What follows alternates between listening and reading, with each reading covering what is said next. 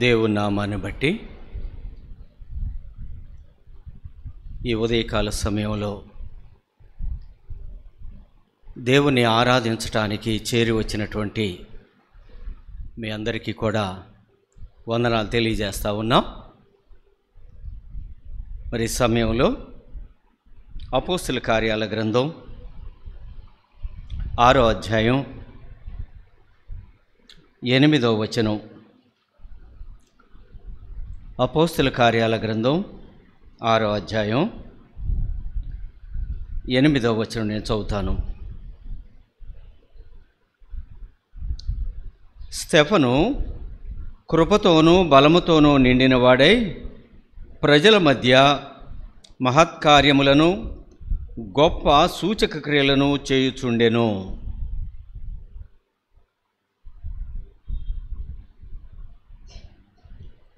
ప్రార్థన చేసుకుందాం.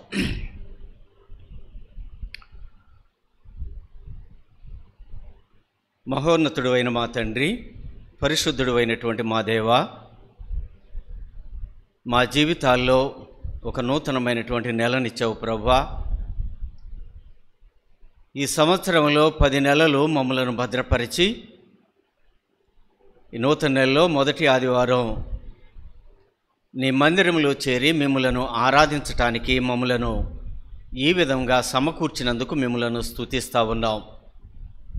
ప్రభువా, మీరేమై ఉన్నారో, మా జీవితాల్లో మీరు చేస్తున్నటువంటి ఆశ్చర్య కార్యాలను బట్టి, అద్భుత కార్యాలను బట్టి మిమ్ములను స్తుతిస్తూ ఉండగా, నాయనా, నిలబడినటువంటి వాడను వట్టివాడను, చదవబడినటువంటి లేఖనంలో నుండి కొద్ది మాటలను మాట్లాడటానికి, ఆ మాటల ద్వారా మిమ్మలను ఆరాధించటానికి మీరే సహాయం చేయండి. వ్యర్థమైనటువంటి మాటలు నా నోట రాకుండానట్లుగాను, బిడ్డలకు అర్థమయ్యే రీతిలో మాట్లాడటానికి మీరే కృప చూపించుమని, మీ శిలువ చాటును నన్ను మరుగుపరచుమని మా ప్రభును ప్రియరక్షకుడునైన యేసుక్రీస్తు వారి నామమును బట్టి అడిగి వేడుకొనుచున్నాము తండ్రి, ఆమేన్. చదవబడినటువంటి ఈ యొక్క లేఖన భాగాన్ని మనం చూసినట్లయితే, ఇక్కడ అపోస్తల కార్యాల గ్రంథంలో 6, 7 అధ్యాయాల్లో స్తెఫనును గూర్చినటువంటి ప్రస్తావన మనకి కనిపిస్తూ ఉంది. ఆ దినాల్లో అపోస్తలులు బోధిస్తూ ఉండగా అనేకులు ఆ యొక్క మాటలకు, జీవం కలిగినటువంటి దేవుని యొక్క మాటలకు వారు విధేయతను కనపరుస్తూ ప్రతిదినము కూడా చేర్చబడేటువంటి వారి సంఖ్య అధికమవుతూ ఉంది. ఇలాంటి పరిస్థితుల మధ్య స్తెఫనట కృపతోనూ బలముతోనూ నిండినటువంటి వాడై ప్రజల మధ్య మహత్కార్యములను గొప్ప సూచక క్రియలను చేయుచుండెను అనుంది. ఎందుకంటే ఇలాంటి పరిస్థితుల నడుమ అనేకులు చెప్పబడుతున్నటువంటి వాక్యానికి విధేయత కనపరుస్తున్నటువంటి దినాల్లో స్తెఫను అనేటువంటి పేరుకు అర్థం కిరీటం. కిరీటం రాజులకు, యాజకులైనటువంటి వారు, ఉన్నతమైనటువంటి స్థితిలో ఉన్నటువంటి వారు ధరించి చేసేది. అలా స్తెఫను ఆ దినాలలో కృపచేత బలము చేత నింపబడినటువంటి వాడై ఒక కిరీటంలాగా అనేకులను తన వైపు ఆకర్షిస్తున్నటువంటి వాడిగా, ప్రభు వైపు వాళ్లను ఆకర్షించేటువంటి వాడిగా ఒక సాధనంగా ఆయన ఉపయోగపడినట్లుగా మనం చూస్తూ ఉన్నాం. ఎందుకంటే కృప వలన వాళ్ళు చేసేటువంటి కార్యాలన్నీ కూడా వాళ్ళు ఏమనుకున్న వాళ్ళంటే కృపచేతనే జరుగుతూ ఉంది. బోధిస్తున్నారు, మనుషులు ఆకర్షించబడతా ఉన్నారు, చేర్చబడతా ఉన్నారు. కానీ అపోస్తులు ఎవ్వరూ కూడా ఇది మా వలన, మేము మాట్లాడితే, మేము నిలబడితే అని ఎవరు భావించినట్లుగా మనకు అనిపించదు.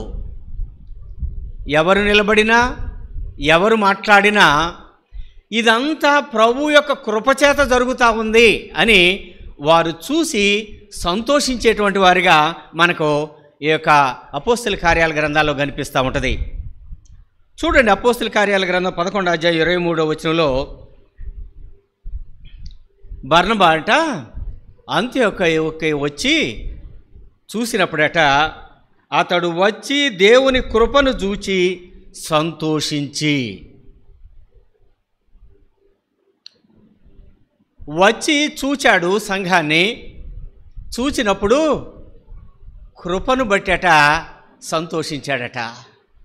ఎంత గొప్ప దేవుడు అయ్యా నువ్వు, నీ కృపచేత వీళ్ళందరినీ ఆకర్షిస్తున్నావు కదా అని ఆ కృపను బట్టి సంతోషించాడటండి.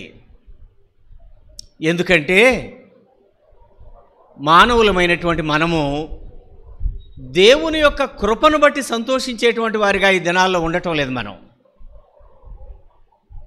మన శక్తి సామర్థ్యాలను బట్టి సంతోషిస్తున్నాం, మనకున్నటువంటి జ్ఞానాన్ని బట్టి సంతోషిస్తూ ఉన్నాం, మనకున్నటువంటి అధికారాన్ని బట్టి సంతోషిస్తూ ఉన్నాం, మనకున్నటువంటి పేరు ప్రఖ్యాతులను బట్టి సంతోషిస్తున్నాం. కానీ దేవుని యొక్క కృప ఎంత గొప్పది, ఎంత బలమైనది అని ఆ కృప జరిగిస్తున్నటువంటి కార్యాలను జ్ఞాపకం చేసుకుని సంతోషించేటువంటి వారిగా ఈ దినాన విశ్వాసులంగా మనం కనిపించటం లేదు. బర్నబాట వాళ్ళని చూసి కృపను బట్టి సంతోషించాడటండి. అంతేకాదు, పౌలు గారు కూడా అంటాడు కదా. చూడండి, కొరింథీయులకు రాసినటువంటి మొదటి పత్రిక 15వ అధ్యాయం 10వ వచనంలో పౌలు గారు అంటాడు, అయినను నేనేమై ఉన్నానో అది దేవుని కృప వలననే అయి ఉన్నాను అన్నాడు. ఆయన వెళతా ఉంటే ఆయన నీడబడినటువంటి వాళ్ళు స్వస్థపడ్డారు, ఆయన నడికట్టును ముట్టుకున్నటువంటి వారు స్వస్థపడ్డారు. ఇన్ని జరుగుతూ ఉన్నప్పటికీ, ప్రజలు చేస్తూ ఉన్నప్పటికీ ఎక్కడా కూడా ఇది నా వల్ల, నా నీడ వల్ల, నా మాట వల్ల, నా క్రియల వల్ల అని ఎవ్వరూ అనుకోవటం లేదు. పౌలు గారు అనుకోవటంలా, నేనేమై ఉన్నానో అది దేవుని కృప వలనే, దేవుని కృపే నన్ను ఈ దినాన్ని ఇలా నిలబెట్టింది. కృపను బట్టి సంతోషించేటువంటి వారిగా ఆ దినాల్లో ఉన్నటువంటి అపోస్తులు మనకు కనిపిస్తూ ఉన్నాడు. అందుకనే పౌలు గారు తిమోతికి రాసి అంటాడు కదా, నా కుమారుడా, క్రీస్తు యేసునందున్న కృపచేత బలవంతుడు కమ్ము. కృప మనలను బలవంతుల్ని చేస్తుంది. ఎందుకు స్టెఫన్ గారి విషయంలో ఈ మాటలు చెప్పుకుంటా ఉన్నామంటే, స్టెఫన్ గారు కృపచేత బలముతో నింపబడినటువంటి వాడే అనేక ఆశ్చర్యకార్యాలను, సూచక క్రియలను చేస్తూ ఉండగా ఆయన మీద నేరాన్ని మోపారు. మహాసభ వద్ద ఆయనను నిలబెట్టారు. నిలబెట్టినప్పుడు ఆయన తన దేవుని గూర్చి ఎలాంటి మాటలు మాట్లాడాడో, దేవుని ఆయన ఎలాంటి వాడు అనేటువంటి దానిని ఆ సభ ముందు ఆయన జ్ఞాపకం చేశాడో, 1-2-3 సంఘటనలను ఈ దినం మనం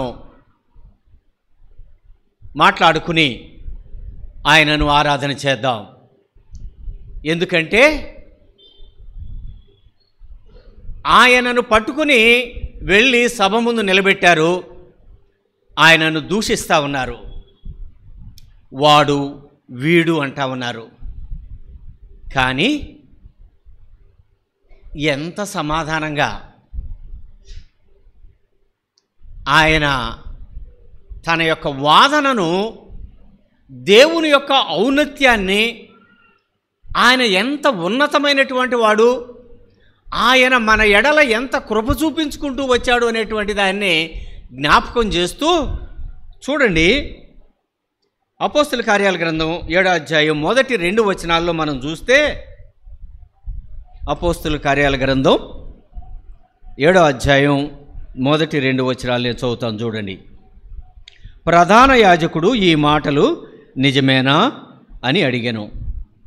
అందుకు స్టెఫను చెప్పినదేమనగా, సహోదరులారా, తండ్రులారా, వినుడి, మన పితరుడైనటువంటి అబ్రహాము హారానులో కాపురమునకు మునుపు మెతపసోమియాలో ఉన్నప్పుడు మహిమగల దేవుడు అతనికి ప్రత్యక్షమై. ఎందుకంటే ఆ 14వ వచనంలో వాళ్ళు అంటారు కదా, స్టెఫనును చాలా దుర్భాషలాడుతూ ఉన్నారు. వీడు ఏం చెబుతా ఉన్నాడో తెలుసా? మోషే మనకి ఇచ్చినటువంటి ధర్మశాస్త్రాన్ని కాదని ఏదో నజరేయుడైనటువంటి యేసును గూర్చి ఏయో దుర్బోధలు చేస్తూ ఉన్నాడు. అలాంటి వాణ్ణి మేము తీసుకొని వచ్చాం, వీణ్ణి మీ ముందు నిలబెట్టాం అని సభ ముందు నిలబెడితే స్టెఫను నిలబడి మాట్లాడుతూ ఉన్నాడు కదా, సహోదరులారా, తండ్రులారా అని ఆదికాండం 12వ అధ్యాయం నుంచి ఆయన ప్రారంభించాడు. ఆయన మాట్లాడుతూ ఏమంటా ఉన్నాడంటే, మహోన్నతుడైనటువంటి దేవుడు ఆయన్ని పిలిచాడు. దేవుడు అబ్రహామును పిలిచినటువంటి దేవుడు ఎలాంటి వాడంటే, ఆయన మహిమ కలిగినటువంటి దేవుడు. మహిమ కలిగినటువంటి దేవుడు మన తండ్రి అయినటువంటి అబ్రహామును పిలిచాడు. ఎందుకంటే మోషే అంతటి వాడు అడిగాడు, అయ్యా నీ మహిమను నాకు కనపరచయ్యా అని. దేవుడు అన్నాడు కదా, ఏ నరుడు కూడా దేవుణ్ణి చూచి బ్రతకలేదు, చూడలేవయ్యా అన్నాడు. దేవుడు మోషే ఆశపడ్డాడు కాబట్టి అన్నాడు, నువ్వు ఆ బండ సందులో నిలబడు, నీ ముఖానికి నా చేతిని అడ్డం పెడతాను, ఆ బండ సందులోంచి నేను దాడుతూ ఉండగా నా వెనుక పార్శ్వాన్ని చూడు. మహిమ కలిగినటువంటి దేవుడు, సమీపింపరాని తేజస్సులో వసించేటువంటి వాడు, నరమాతృలమైనటువంటి మనము ఆయనను సమీపించలేనటువంటి వారు. ఎందుకు మనం సమీపించలేకపోయామంటే కారణం పాపమే. ఏదేనులో ఉన్నప్పుడు పిలిచినప్పుడు ఆదాము అవ్వలు పరిగెత్తుకుంటూ ఆయన దగ్గరకు వచ్చేవాళ్ళు, చల్లపూట ఆయన వాళ్ళతో మాట్లాడేవాడు. తరువాత పాపం వల్ల మనము తొలగించబడ్డాం, త్రోసివేయబడ్డాం. ఇప్పుడు ఆ మహిమ కలిగినటువంటి దేవుణ్ణి సమీపించటం మన వల్ల ఏ పని కాదు. మహిమ కలిగినటువంటి దేవుడు మన తండ్రి అయినటువంటి అబ్రహామును పిలిచాడు అని అంటా ఉన్నాడు.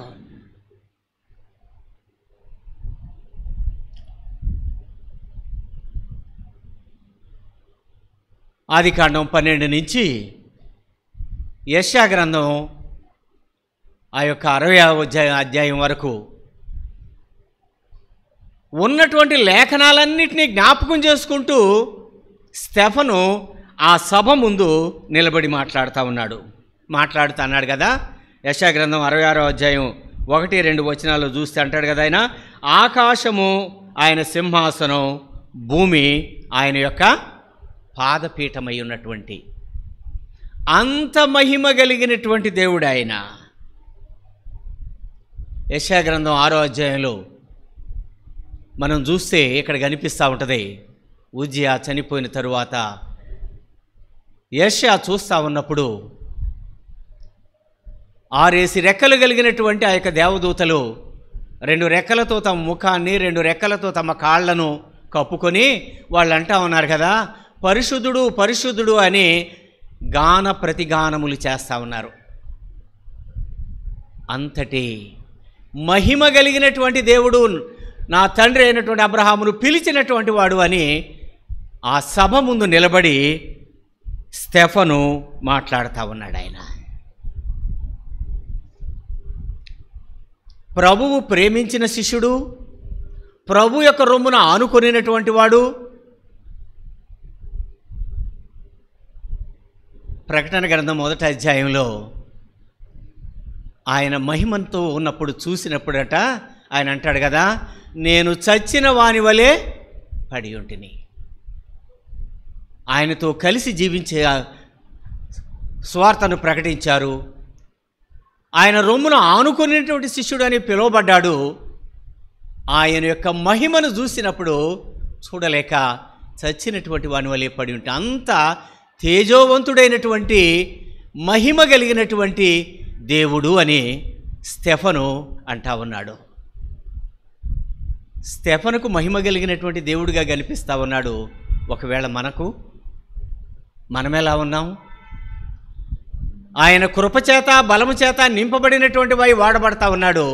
మనమైతే చీకట్లో ఉన్నటువంటి వారు, మన స్వకీయమైనటువంటి దురాశల చేత ఏడవబడుతున్నటువంటి వారం. ఆయన మనలను ఆకర్షించాడు. ఆయన ఎలా అంటే, మహిమ కలిగినటువంటి దేవుడు తన మహిమ చేత మనలను ఏం చేశాడంటే, మన పాపపు స్థితి నుండి ఆయన బయటికి తీసుకొచ్చినటువంటి దేవుడు ఆయన. అవును ప్రభువా, ఒకప్పుడు చీకట్లో ఉన్నాను, ఒకప్పుడు పాపమై ఉన్నాను, ఒకప్పటి నా బ్రతుకు అంధకారం, ఒకప్పుడు నీకు విరోధంగా జీవించాను. కానీ ప్రభువా, అబ్రహామును పిలిచినటువంటి మహిమ కలిగినటువంటి దేవుడే నన్ను పిలిచావయ్యా, నీ మహిమ చేత నన్ను శుద్ధుణ్ణి చేశావయ్యా, నీ మహిమలో నన్ను నడిపిస్తున్నటువంటి దేవుడు అయ్యా అని మనము ఆయనను ఆరాధించవచ్చు. స్టెఫను ఆయన మహిమ కలిగినటువంటి దేవుడు అని ఆయన ఆ సభ ముందు వారికి జ్ఞాపకం చేస్తూ ఉన్నాడు. రెండవదిగా మనం చూస్తే 7వ అధ్యాయమే 35వ వచనంలో చూస్తే అంటాడు కదా, ఇక్కడ దేవుడు అధికారిగాను విమోచకుడుగాను నియమించెను. ఆయనను అధికారిగాను విమోచకుడుగా ఆయన నియమించబడ్డాడు. ఆయన ఈ మాటలన్నీ సభ ముందు నిలబడి స్టెఫను మాట్లాడుతున్నటువంటి మాటలివి. ఆయన అధికారం కలిగినటువంటి వాడు, అంతేకాదు మహిమ కలిగినటువంటి వాడు, అబ్రహామును పిలిచినటువంటి వాడు, ఆయన అధికారం కలిగినటువంటి వాడు, అంతేకాదు మనలను విమోచించినటువంటి వాడు. ఆయన ముందుగానే చెప్పాడు, నీ సంతానము 400 సంవత్సరాలు దాసత్వంలోనికి వెళుతుంది, నేను వారిని విడిపిస్తాను మరలా అన్నాడు. ఆయన తన సేవకుడైనటువంటి మోషేను పంపించి ఐగుప్తు నుండి ఆయన వారిని విడిపింపజేశాడు. కాబట్టి ఆయన విమోచకుడైనటువంటి వాడు అని ఆ సభ వారికి జ్ఞాపకం చేస్తూ ఉన్నాడు. ధర్మశాస్త్రం తెలిసినటువంటి వారికి, ధర్మశాస్త్రానికి విరుద్ధంగా, మోషే ఇచ్చినటువంటి ధర్మశాస్త్రానికి విరుద్ధంగా స్టెఫను మాట్లాడుతూ ఉన్నాడు అని వాళ్ళు ఆరోపిస్తూ ఉన్నప్పుడు మోషేను జ్ఞాపకం చేశాడు వాళ్ళకి. మోషేను లేవనెత్తుకొని పిలిచి ఆయన అధికారాన్ని ఇచ్చి విమోచకుడిగా మనలను ఆయన విమోచించాడు. అక్కడ దాసత్వం నుంచి మనలను ఆయన విడిపింపజేశాడు. జ్ఞాపకం పెట్టుకోండి అంటా ఉన్నాడు. ఆయన విమోచకుడైనటువంటి దేవుడు. ఒకవేళ ఆయన మనలను విమోచించకుండా ఉన్నట్లయితే ఇంకా ఐగుప్తు యొక్క దాస్యంలోనే మనము మ్రగ్గిపోతూ ఉండేవాళ్ళం, చెప్పుకోలేనటువంటి పరిస్థితుల్లో ఉండేవాళ్ళం. మన పిల్లలందరూ కూడా నైలు నది పాలయ్యేటువంటి వారు, మనము నిస్సహాయులంగానే మిగిలిపోయేటువంటి వారు. కానీ దేవుడు ఎలాంటి వాడంటే, మహిమ కలిగినటువంటి వాడే కాదు, ఆయన విమోచకుడైనటువంటి వాడు. ఆయన స్టెఫను విమోచకుడని జ్ఞాపకం చేస్తూ ఉన్నాడు. అందుకనే పేతురు గారు తన మొదటి పత్రికల 1వ అధ్యాయం 18-19 వచనాలు అంటాడు కదా, పితృపారంపర్యమైన మీ వ్యర్థమైనటువంటి ప్రవర్తనను విడిచిపెట్టినట్లుగా మీరు వెండి బంగారం లాంటి క్షయమైనటువంటి వస్తువుల చేత మీరు విమోచించబడలేదు. మీరు ఎందుకంటే మన దేవుడు విమోచకుడు. మనలను ఆ దినాల్లో మన పితరులను విమోచించాడు. కానీ ఇప్పుడు మనలను ఎక్కడ విమోచించాడంటే మనకి ఎలా విమోచకుడిగా కనిపిస్తా ఉన్నాడంటే, క్షయమైనటువంటి ఒకవేళ పితృపారంపర్యమైనటువంటి ఆచారాలు, వ్యర్థమైనటువంటి ఆచారాల వల్ల మనము విమోచించబడలేదు, కానీ వెండి బంగారం వంటి విలువైనటువంటి వస్తువుల చేత మనము విమోచించబడలేదు, కానీ పవిత్రమైనటువంటి నిర్దోషైనటువంటి గొర్రెపిల్ల యొక్క రక్తం ద్వారా మనం విమోచించబడ్డాం. ఇది జ్ఞాపకం చేస్తూ ఉన్నాడు ఆయన. ఆ సభ ముందు నిలబడి ఆయన మనలను ఆ దినాల్లో ఎలా విమోచించాడో అది మీకు జ్ఞాపకం ఉంది, కానీ ఈ దినాన మనము ఎలా విమోచించబడటానికి పస్కా బలి పశువుగా ఆయన వధించబడ్డాడో ఆయన జ్ఞాపకం చేస్తూ ఉన్నాడు. ఆయన స్టెఫన్ అంటా ఉన్నాడు, ఆయన విమోచకుడు, ఆయన విమోచించాడు. ఆయన బలులు, మనం ఇచ్చినటువంటి అర్పణలు మనలను పాపము నుండి మనలను బయటికి తీసుకురాలేదు, కానీ ఏవి మనలను పాపము నుండి మనలను బయటికి తీసుకురాగలిగినాయి అంటే ఆయన యొక్క రక్తమే. మన కొరకు ఆయన చిందించినటువంటి రక్తమే, ఆయన సిలువలో సలిపినటువంటి ఆ యొక్క బలియాగంగా అర్పింపబడినటువంటి ఆ యొక్క రక్తం ద్వారానే మనము విమోచించబడ్డాము అని స్టెఫను జ్ఞాపకం చేస్తూ ఉన్నాడు. మొదటి దాన్ని వాళ్ళు అంగీకరిస్తున్నారు, మోషే ద్వారా మమ్మలను విమోచించాడు అని దానికి ఒప్పుకుంటున్నారు, కానీ ప్రభువు తన యొక్క రక్తాన్ని చిందించి మనలను విమోచించాడు అన్న దగ్గర మాత్రం యూదులు ఇష్టపడటం లేదు. వాళ్ళు తమ కోపాన్ని రేపుకునేటువంటి వారుగా ఉంటా ఉన్నారు. స్టెఫన్ ఇవే జ్ఞాపకం చేస్తూ ఉన్నాడు, ఆయన విమోచకుడు ఆయన. అందుకని పౌలు గారు కొలసీలకు రాసిన పత్రికలో చెబుతాడు, మన రుణపత్రమును దాని మీద ఉన్నటువంటి చేబ్రాలునంతటిని కూడా తుడిచివేసి ఆ సిలువకు మేకులతో కొట్టి. అవును, నాటి ఇశ్రాయేలీయులకే కాదు ఆయన విమోచకుడు, నేడు ఆయన యందు విశ్వాసం ఉంచినటువంటి వారందరి ఆయన విమోచకుడు. ఆయన అపరాధముల చేతను పాపముల చేతను చచ్చినటువంటి మనలను ఆయన తనతో పాటు లేవనెత్తినటువంటి వాడు. ఆయన యొక్క రక్తాన్ని చిందించటం ద్వారా మనకు విడుదలను, విమోచనను అనుగ్రహించినటువంటి వాడు ఆయన. కాబట్టి ఆయన జ్ఞాపకం చేస్తామన్నాడు, ఆయన మహిమ కలిగినటువంటి దేవుడే కాదు, అధికారం కలిగినటువంటి వాడే కాదు, అయినటువంటి వాడు. అవును అవును ప్రభువా, వ్యర్థమైనటువంటి ఆచారాల వెంట పరుగులు తీస్తూ వెళ్ళినటువంటి వాడిని, కఠినమైనటువంటి నియమాలు పాటించినటువంటి వాడిని, నా శరీరాన్ని నలగొట్టుకున్నటువంటి వాడిని, కానీ నా పాప స్థితి నుండి నాకు విమోచన కలుగలేదు. కానీ నేను పాపిని అని ఒప్పుకున్నప్పుడు, నీ రక్తంలో నన్ను కడిగినప్పుడు మాత్రమే నేను విమోచించబడ్డానయ్యా అని మనం ఆయనను ఆరాధించవచ్చు. ఆయన విమోచకుడుగా మనకి కనిపిస్తూ ఉన్నాడు. స్టెఫను వాళ్ళతో చెబుతూ ఉన్నాడు. ఇంకేమంటా ఉన్నాడంటే ఆయన చూడండి, 52వ వచనంలో, 7వ అధ్యాయం 52వ వచనంలో అంటాడు కదా ఆయన, ఆ నీతిమంతుని రాకను గూర్చి ముందు తెలిపిన వారిని చంపిరి అన్నాడు ఆయన.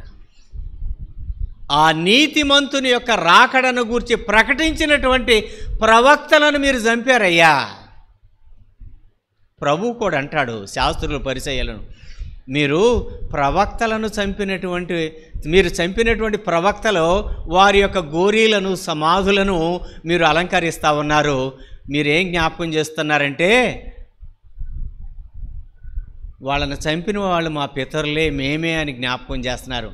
మనం చేసినటువంటి ఆ పాపస్థితిని మనమే జ్ఞాపకం చేస్తూ ఉన్నాం. మనం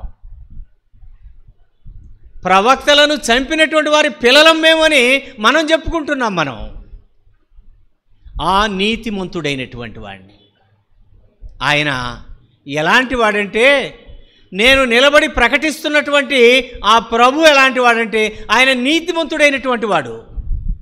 లేఖనం సెలవిస్తూ ఉంది కదా, నీతిమంతుడు ఒక్కడునూ లేడు, అందరూ పాపము చేసి దేవుడు అనుగ్రహించు మహిమను పొందలేకపోతున్నటువంటి వారం మనం. కానీ ఆయనను గురించి చెబుతా ఉన్నాడు కదా, ఆ నీతిమంతుని రాకడను గూర్చి ప్రకటించినటువంటి ప్రవక్తలను మీరు చంపారయ్యా. ఆయన నీతిమంతుడైనటువంటి వాడు. అందుకనే హెబ్రీ గ్రంథకర్త 7వ అధ్యాయం 26వ వచనంలో ఆయన ఎలాంటి వాడో చెబుతూ అంటాడు కదా, పవిత్రుడును నిర్దోషియు నిష్కల్మషుడును పాపులలో చేరక ప్రత్యేకముగా ఉన్నటువంటి వాడు ఆయన. ఆయన నీతిమంతుడైనటువంటి వాడు. ఆయన పవిత్రుడైనటువంటి వాడు, నిర్దోషి అయినటువంటి వాడు, నిష్కల్మషుడు అయినటువంటి వాడు, పాపులలో చేరక ప్రత్యేకంగా ఉన్నటువంటి వాడు ఆయన. కాబట్టి అంటా ఉన్నాడు, ఆ నీతిమంతుని గూర్చి ప్రకటించినటువంటి వారిని మీరు చంపారయ్యా. మీరు వారి పిల్లలయ్యా. మీరు నేను ప్రకటిస్తున్నటువంటి ఆయన ఎలాంటి వాడంటే నీతిమంతుడైనటువంటి వాడు ఆయన. అంతేకాదు ఆ నీతిమంతుని గూర్చి కూడా చెబుతూ అంటాడు కదా ఆయన. పేతురు గారు తన యొక్క మొదటి పత్రిక 2వ అధ్యాయం 22వ వచనంలో అంటాడు కదా, ఆయన పాపము చేయలేదు, ఆయన నోట ఏ కపటమును లేదు. ఈ నీతిమంతుడు ఎలాంటి వాడంటే, లోకంలో కొన్ని మంచి పనులు చేసినటువంటి వాళ్ళనే మనం చాలా ఘనంగా చెప్పుకుంటూ ఉంటాం. చాలా ఆకాశానికి ఎత్తేసి మనం మాట్లాడుతూ ఉంటాం. అంత గొప్పోడు, ఇంత గొప్పోడు. ఎంత గొప్పోడైనా మనిషి స్వభావమే. ఏదో 1-2 విషయాల్లో మంచిగా ఉండొచ్చేమో కానీ తన అంతరంగాన్ని ఒకవేళ పరిశీలించుకుంటే చాలా లోపాలు, చాలా బలహీనతలు కనపడతాయి మనిషిలో. కానీ పైకి మనుషులు వాటిని గ్రహించలేరు. కనిపించేటువంటి 1-2 లక్షణాలను బట్టే అబ్బా ఎంత మంచోడు, ఎంత గొప్పోడు అనుకుంటారు. ఆ వ్యక్తి చేత బాధింపబడిన వాళ్ళు ఉంటారు, ఆ యొక్క వ్యక్తి చేత ఇబ్బంది పడినటువంటి వారు ఉంటారు, గాయపడినటువంటి వారు ఉంటారు, ఇంకొక కోణంలో ఆయనను విమర్శించే వాళ్ళు కూడా ఉంటారు. కానీ ఆ నీతిమంతుడైనటువంటి ఆయన నిష్కలంకుడైనటువంటి వాడు, ప్రత్యేకంగా ఉన్నటువంటి వాడు. అంతేకాదు ఆయన ఏ పాపమును చేయలేదు అని పేతురు గారు చెబుతా ఉన్నాడు ఆయన. అంతేకాదు పౌలు గారు అంటాడు కదా, కొరింథీయులకు రాసినటువంటి 2వ పత్రిక 5వ అధ్యాయం 21వ వచనంలో అంటాడు కదా, ఎందుకనగా మనం ఆయన యందు దేవుని నీతి ఎగునట్లు పాపమెరుగని ఆయన మన కోసము పాపముగా చేయబడ్డాడు. ఆయన పాపమెరుగనటువంటి ఆయన మన పాపములన్నిటినీ కూడా ఆయన భరించటం వలన పాపముగా చేయబడ్డాడు ఆయన. కాబట్టి స్టెఫన్ అంటా ఉన్నాడు, నీతిమంతుడైనటువంటి వాడు ఆయన. ఆ నీతిమంతుడైనటువంటి వాడిని ప్రకటించినటువంటి ప్రవక్తలను మీరు ఏం చేశారంటే చంపినటువంటి వారు మీరు. కాబట్టి నేను ప్రకటించేటువంటి వాడు ఎలాంటి వాడంటే మహిమ కలిగినటువంటి వాడు, అధికారము విమోచన కలిగినటువంటి వాడు. అంతేకాదు ఆయన నీతిమంతుడైనటువంటి వాడిని నేను ప్రకటిస్తా ఉన్నాను. నేను కీర్తనాకారుడు 99వ కీర్తన 9వ వచనంలో అంటాడు కదా, మన దేవుడైన యెహోవా పరిశుద్ధుడు. ఆయన పరిశుద్ధుడైనటువంటి వాడు ఆయన. కాబట్టి నేను పరిశుద్ధుడును గనుక మీరును పరిశుద్ధులయ్యుండుడి. ఇది ప్రభువు మనలను ఆశపడేటువంటిది. ఆయన అడుగు జాడల్లో నడవాలని, ఆయన నీతిని అనుసరించి మనము నడవాలని ఆయన ఏం చేశాడంటే మనలను నీతిమంతులుగా చేయుటానికి ఆయన ఏమయ్యాడంటే మన పాపమునంతటిని భరించినటువంటి వాడు ఆయన. కాబట్టి స్టెఫన్ అంటా ఉన్నాడు, ఆయన నీతిమంతుడైనటువంటి దేవుడు ఆయన. పాపం ఎరుగనటువంటి వాడు, పాపం లేనటువంటి వాడు, ప్రత్యేకింపబడినటువంటి వాడు, పరిశుద్ధుడైనటువంటి వాడు, పవిత్రుడైనటువంటి వాడు, నిష్కళంకుడైనటువంటి వాడు ఆయన నేను ప్రకటిస్తా ఉన్నాను. అవును కదా, మనం ఎలాంటి వారం? ఏ నీతి లేనటువంటి వారం మనం. ఏ అవకాశానికి దానికి కొట్టుకొని పోయేటువంటి వారం. స్థిరత్వం లేనటువంటి వారం, ఆత్మీయంగా ఎదగనటువంటి వారం, దేవుని యొక్క భయం లేనటువంటి వారం ఆయన పేరు చెప్పుకుని బ్రతుకుతున్నటువంటి వారమే కానీ మనలో ఆయన యొక్క నీతి నివసించటానికి ఏ కోశము ఏ లేశము కూడా లేనటువంటి వారిగా ఉంటున్నటువంటి వారం మనం. కానీ ఆయన మన మీద తన యొక్క నీతి వస్త్రాన్ని కప్పినటువంటి వాడిగా ఉంటా ఉన్నాడు ఆయన. కాబట్టి ఏమని ఆరాధించవచ్చంటే, అయా ఏ నీతి లేనటువంటి నన్ను నీతిమంతుడు అయినటువంటి నీవు నీ నీతి వస్త్రాల చేత నన్ను కప్పి నన్ను నడిపిస్తున్నటువంటి దేవుడు అయ్యా అని మనం ఆయనను ఆరాధించవచ్చు. చివరికి ఒక మాట చూసుకుందాం. చూడండి 50వ వచనంలో చూస్తే 7వ అధ్యాయమే అపోస్తుల కార్యాల గ్రంథం 7వ అధ్యాయం 50వ వచనంలో, సర్వోన్నతుడు హస్తకృతాలయములలో నివసింపడు. ఇదే స్టెఫను చేసినటువంటి, స్టెఫను మీద ఆరోపింపబడినటువంటి ఆరోపణ. ఆయన అన్నాడు కదా, సర్వోన్నతుడు ఆయన, ఆకాశం ఆయన సింహాసనం, భూమి ఆయన పాదపీఠం, ఆకాశ మహాకాశములు పట్టజాలనటువంటి వాడు సర్వోన్నతుడైనటువంటి దేవుడు. ఆయన హస్తకృతాలయముల్లో నివసించడు, అది చెప్పి అన్నాడు ఆయన. అందుకే ఆయన మీద నేరం మోపారు. ఇంత గొప్ప దేవాలయం, ఇంత గొప్ప మందిరం, మోషే మాకు ఇచ్చినటువంటి ధర్మశాస్త్రం, ఆ అధ్యాయంలో చెబుతారు వాళ్ళు, వీడు నజరేయుడైనటువంటి యేసును గూర్చి ఏదో బోధ చేస్తూ ఉన్నాడు, మోషే మన యొక్క ఇచ్చినటువంటి ధర్మశాస్త్రానికి విరోధంగా మాట్లాడుతూ ఉన్నారని ఆయన మీద నేరం మోపారు.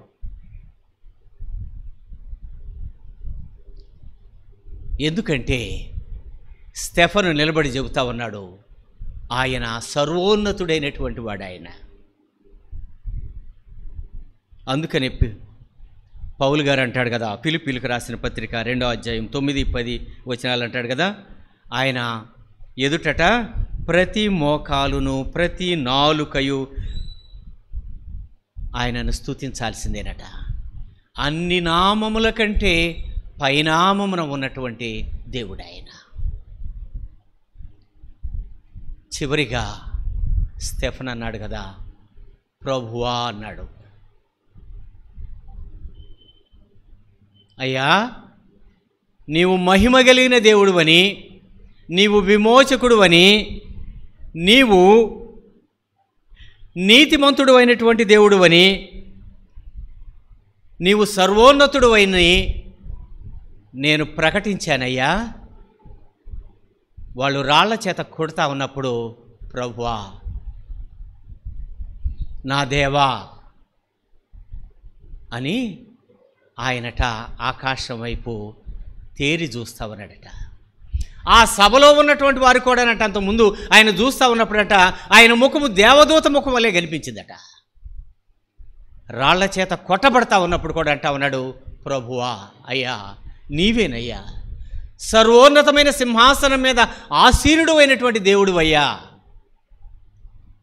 ఎందుకంటే మనకు మేలు కలిగితే మనం స్తుతిస్తాం, మనకు కలిసి వస్తే మనం స్తుతిస్తాం, మనకి ఎక్కడ మనం అనుకున్నది జరగకపోతే దేవుని మందిరాన్ని రాము, దేవుని స్తుతించటం ఆపేస్తాం. కానీ రాళ్ల చేత కొట్టబడుతూ ఉన్నప్పటికీ, ఆ సభలో ఉన్నటువంటి వారందరూ ఆయన దూషిస్తున్నప్పటికీ కూడా ఆయన అంటా ఉన్నాడు, ఆయన యొక్క గుణలక్షణాలను ఎత్తిపట్టి చెబుతా ఉన్నాడు. చివరికి అంటా ఉన్నాడు, ప్రభువా నా దేవా, నీవు నా ప్రభుడు అయ్యా, నా దేవుడు అయ్యా, నా రక్షకుడు అయ్యా అని తెరవబడినటువంటి ఆకాశాన్ని చూస్తూ ఆయనను ఆరాధించినటువంటి వాడిగా మనకు కనిపిస్తూ ఉన్నాడు. ఎందుకంటే ఈ ఉదయకాల సమయంలో స్టెఫను చేసిన ఆరాధన, ఒకవేళ రక్షించబడినటువంటి మనము ఆయన మనకు ఏమై ఉంటా ఉన్నాడు, ఇంకా మన జీవితాల్లో ఆయన చేసిన మేళ్లను బట్టి అనేక విషయాలను బట్టి మనము ఆరాధించబద్దులమై ఉన్నాము. కాబట్టి ఈ సమయంలో ఒకవేళ మీరు వినినటువంటి యొక్క మాటలను బట్టి కానీ, మీరు సిద్ధపడి వచ్చినటువంటి దాన్ని బట్టి కానీ ఆరాధన చేద్దాము. కళ్ళు మూసుకోనండి.